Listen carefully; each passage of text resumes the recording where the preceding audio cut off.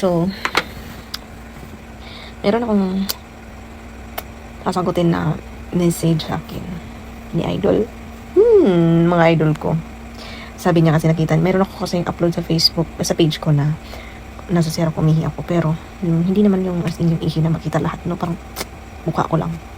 So, sabi niya, umupo daw ako na mangihi, tapos ibaba ko daw yung camera. Hoy, ginoo ko. Ibaba ko daw, so magbibideo ako habang nangihi. No. Pero, oo nga, kasi nga sabi niya, Idol, yung nangihi ka sa CR, pwedeng pa-request na ibaba mo yung camera, tapos nangihi ka. What? Isang pag-intawon ko, sa pagmawadaan ko buot, no? Kahit wala siguro sa pag-iisip, hindi ko gagawin yun siguro. Naku. Pero meron dito sa Facebook, mangihi sila na ibaba yung camera, ipakita dyan yung ihi na lumalabas. Pero hindi naman yung tsulalat ni Inday yung pinapakita. Syempre, yung ano lang. Pero, lain ka ayo. Uy, grabe yun. Iba yung tsura. Iba na yung, ibang usapan na yun. Baka kailangan na ng counseling. Kailangan ng counseling yung mga ganyan. Kailangan na ng medical Basta. Normal ka pa ba? Mangihi ka, videohan mo. Okay lang siguro kung mangihi ka or ganun, mag-video ka.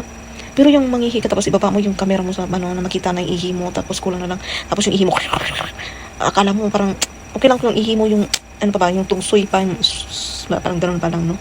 Pero kung ihi mo na parang busagwak na, parang ilang baka na yung lumabas, naglapas-pasok doon na alho siya, diba? So parang iba na usapan yun pag ganun ang request nyo sa akin. Ako, Diyos ko, hindi pa mangyayari yun kahit mabalan ko ng pag-iisip siguro.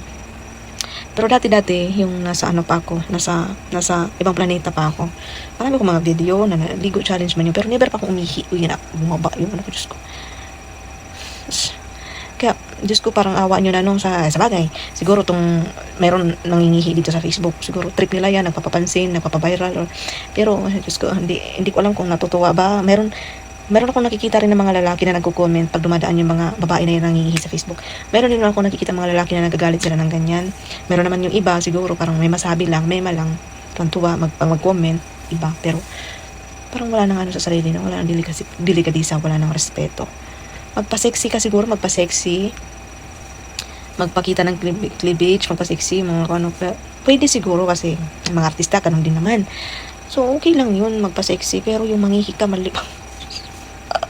Nung sana man yung kinabuhi. Ay, talaga na kayong bandungon sa kalibutan. Pero, magpa-sexy siguro, pwede lang. Okay lang naman nata. Wala namang problema, magpa-sexy. Pero, kanara dyan mangihi niya, ibaba pa dyan ang camera. Basta guys, karang bandiha, isa kung sa kalisod sa kinabuhi, ayaw dyan magpangihi, kaya manimahutag ang so, deres pistokya.